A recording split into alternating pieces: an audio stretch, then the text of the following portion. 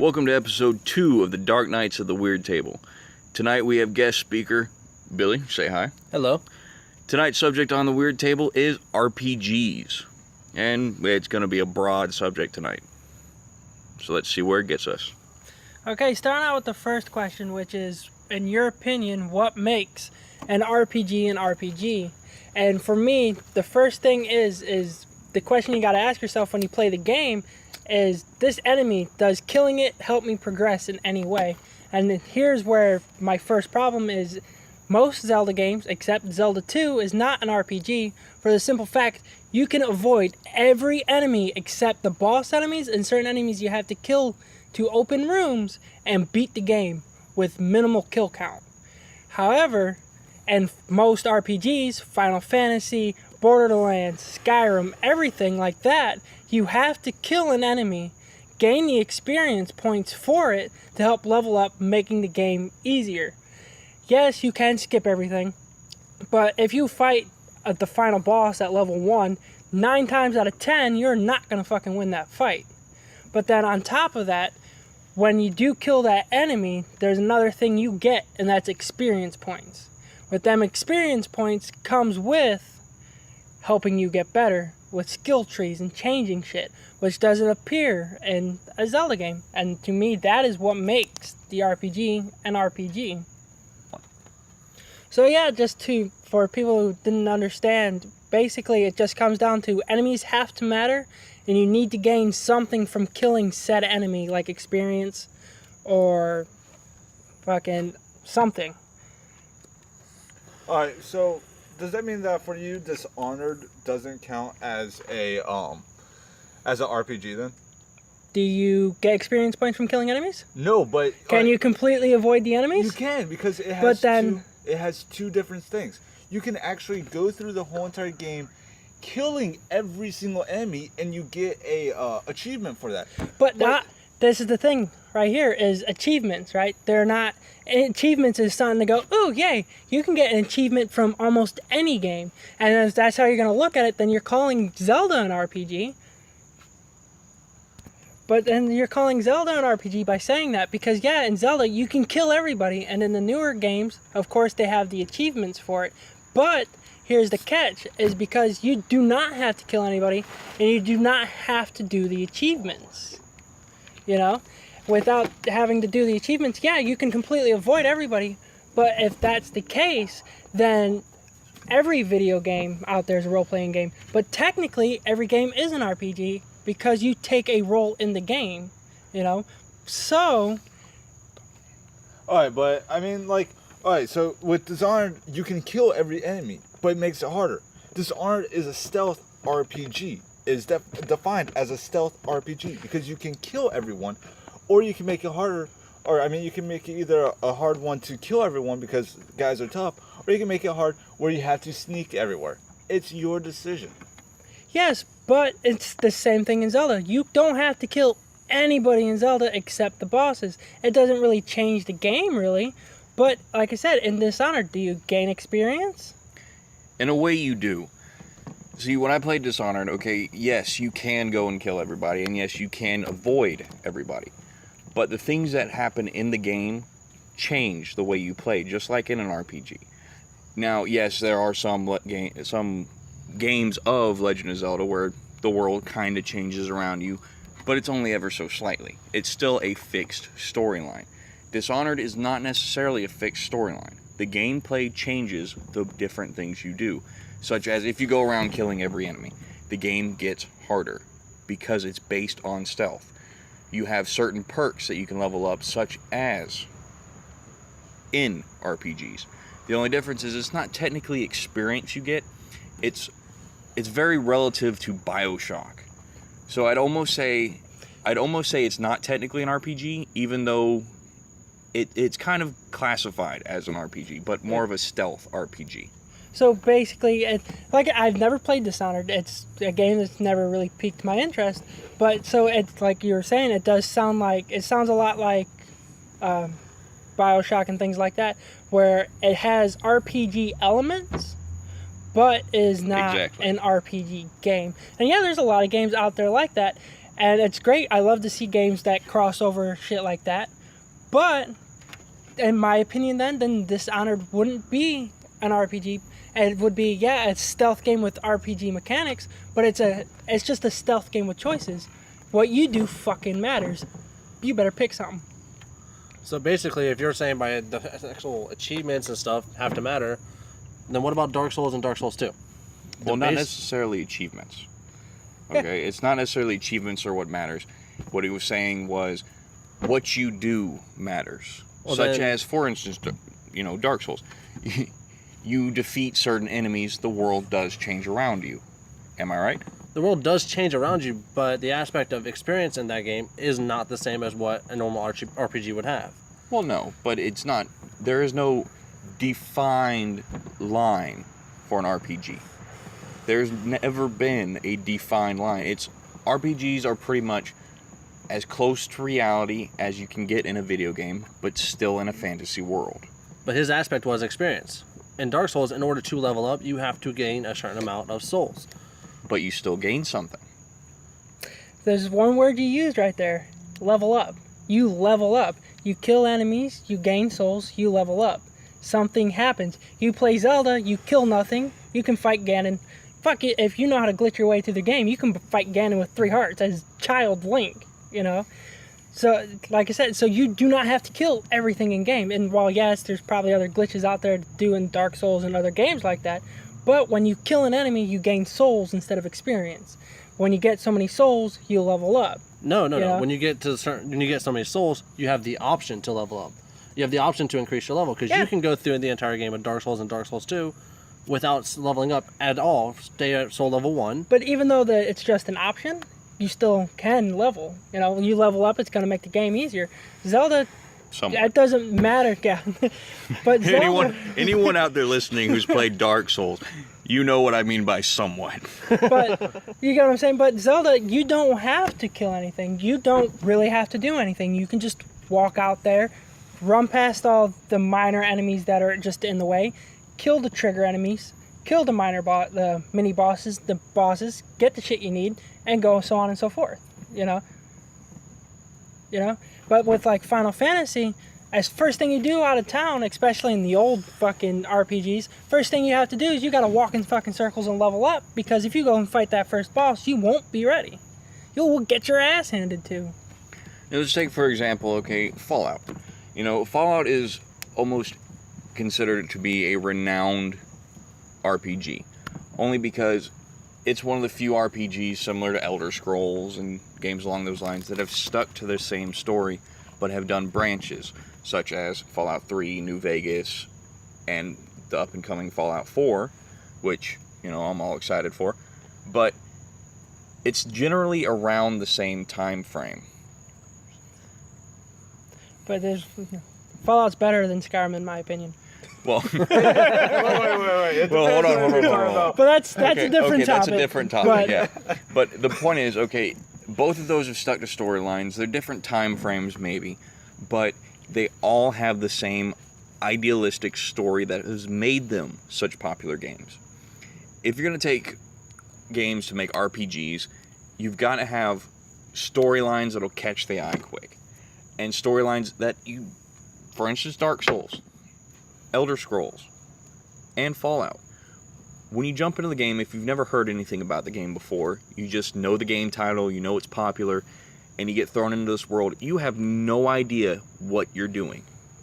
You get thrown in, you're a brand new noob player, if you will, and you have to learn the ropes. You learn how to play the game. You learn how to level up properly. As I've learned in Fallout, and Brian's learned in Fallout, and I'm pretty sure Billy has learned in Fallout, if not Damien as well. If you play Fallout and you don't level up properly, you're screwed. You don't level up your strength enough and you want to be a melee-based character, then you're going to get pwned. You're going to get hurt. Pottage. You're going to lose the game if you don't up your strength proper enough if you're going to be a melee user. If you don't up your perception, you're not going to be able to shoot your gun very accurately. You're going to get screwed over. Heck, if you don't up your... I never up my perception, though. I never upped my perception. And the thing is that for my character, it works because I didn't have to see extremely far away, or I didn't have to notice anyone really far away, because my guy was like, oh, hey, I finally stumbled upon this guy. Look at that. Now he's going to get raged. Why? Because my guy was full melee. But you always had your endurance up as well, so that you could just walk in there and tank it out. You know, you never had to worry about, oh no, this guy sees me from a distance, he's gonna shoot me. Well, you can just walk up and take the fucking damage and pwn his ass, you know?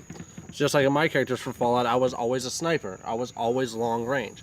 My aspect was I had to see my opponent before he saw me. So perception, agility, and luck were all high things for me. Charisma was an okay one because I never liked my companions. Never really needed them. I saw things from so far of a distance away, I could take them out by myself. But now, back to what we're trying to discuss. So what makes an RPG in your opinion? Like I said, for me, it's all about you have to have some kind of experience. Dark Souls, it's Souls. Yeah, you have the option to level up or not, but you still can level up, you know. But with the Zelda and shit, you can't. There's no point to it. You know, you don't have to kill the enemies. Now in Zelda 2, it's completely different. You have to level up. You have to take the time and shit, you know? So for basics, you know, there's got to be a good story, number one, you know, to catch the eye. But there's also has to be some form of leveling system to make it more so. The only reason why I haven't said it needs a story is because I've played every RPG I could get my hand on. It's one of my favorite types of games. But the further you go back, if you play the first Final Fantasy, the story is non-existent. But because, you know, it was NES days, story wasn't a thing. It wasn't necessary. It was just gameplay. And it had a basic story, yes, but it was nothing like you see this day and age. Yes, but what I'm saying about story is story catches your eye. Yeah. Number one. Final Fantasy II had a story. It sure did. Now, yeah, okay, they probably realized a story would make the game better, and that's why they continued on with Final Fantasy and added stories to it. Oh. Now, I think a story does matter, but also what I think matters more than a story is the hidden story. The story that makes the player feel accomplished as he's leveling up, as he's getting better in the game, that he learns himself, such as the lore. Such as in Dark Souls and Dark Souls 2, there are so many hidden lore factors in there that you will not know all of them, and you literally probably could not find all of them in a single playthrough. Hence why it has multiple playthroughs, which increase the difficulty to keep the player interested, even though he's going over the same basic story.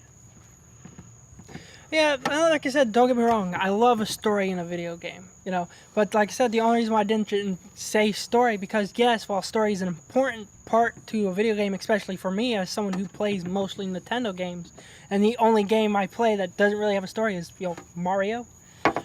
If, you know, well, I don't.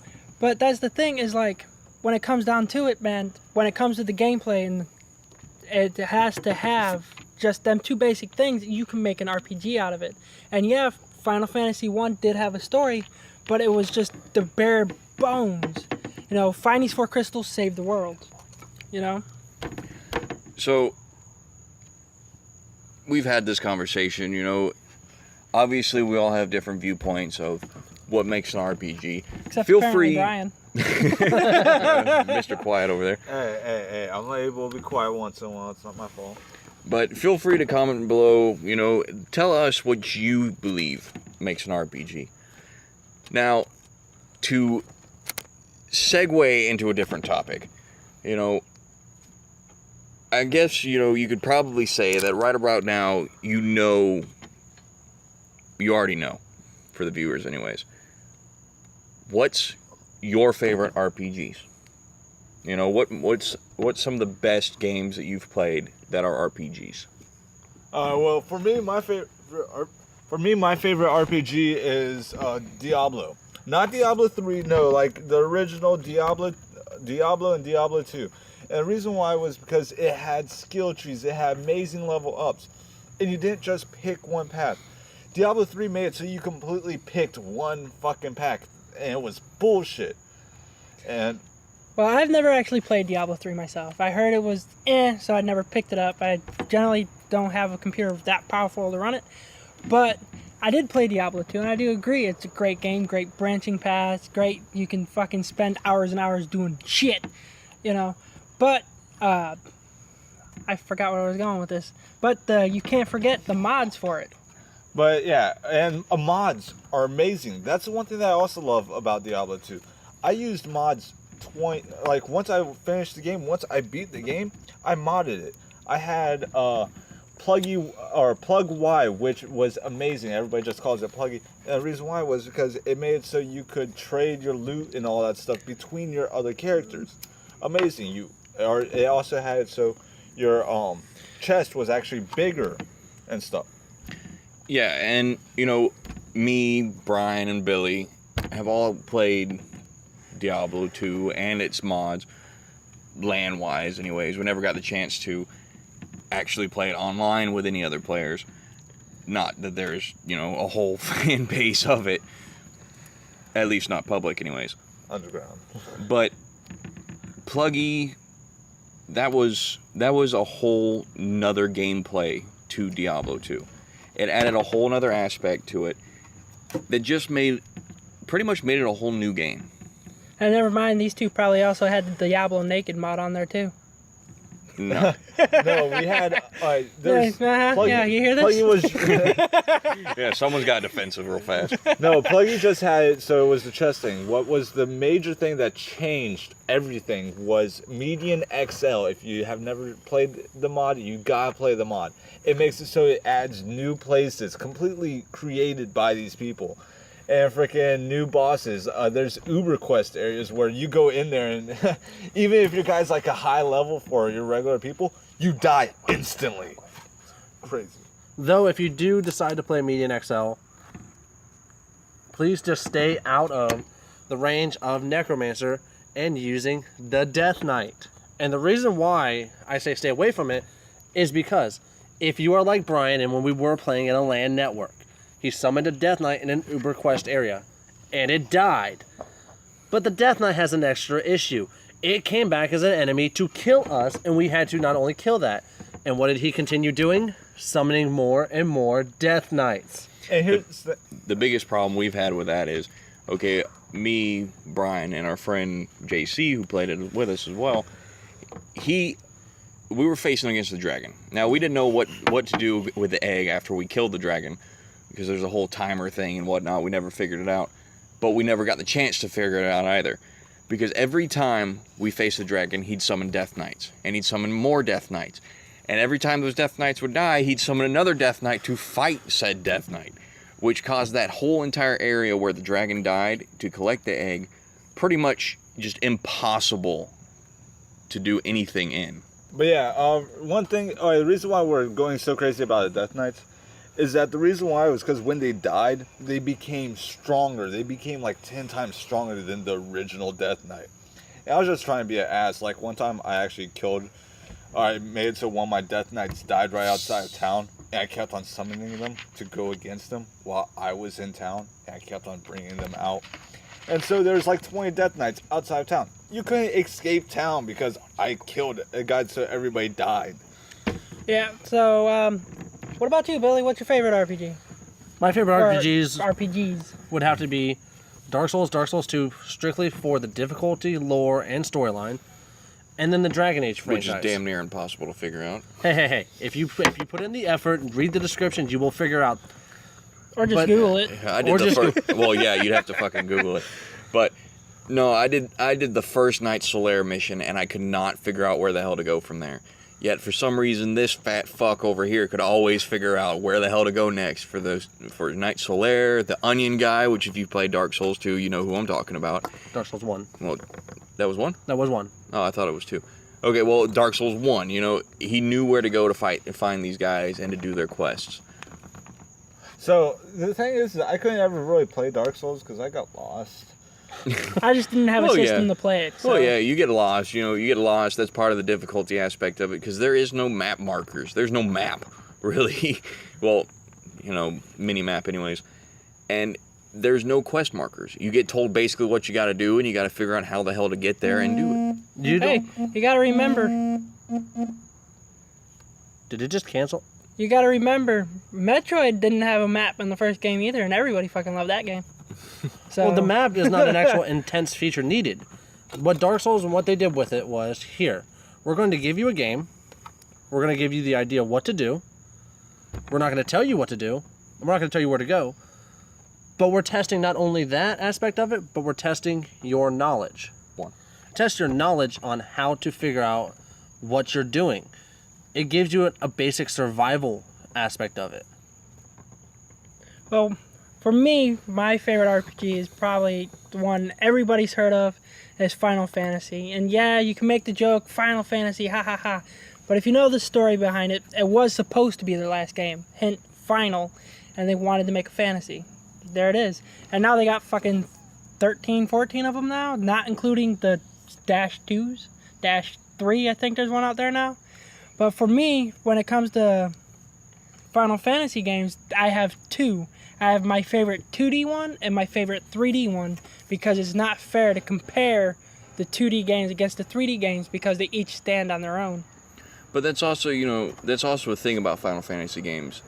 For anybody who's played more than just one, each one, at least up until 10 that I know of, I haven't really played very many after 10, but at least up until 10, they were all their own individual fantasy stories.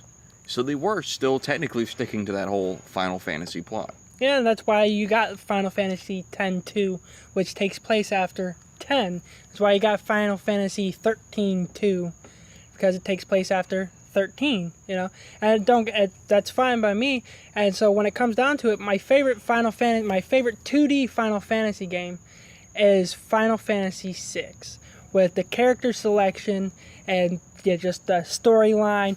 It's one of the few games where the bad guy actually succeeds in what he's trying to do and becomes a fucking god.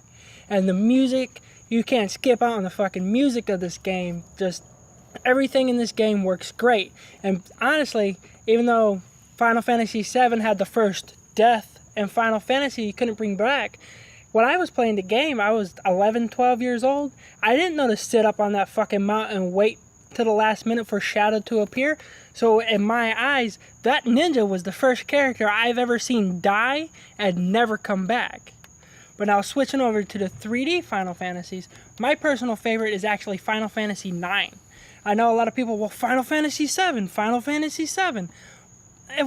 It just wasn't that, it was okay, but like the story was good. I enjoyed the story, I enjoyed the music, but it's not my kind of game. Well, I'm kind of a bit more nerdy, I guess, with it. My favorite Final Fantasy, I'd have to say, isn't really, I don't think it's numbered. I don't remember the exact name of it, but it was for the Nintendo 64. There was not a Final Fantasy game for the Nintendo 64. There was, but or there not, was not an 64, RPG. Sorry, GameCube. For the GameCube. Yeah, sorry, I was thinking Nintendo.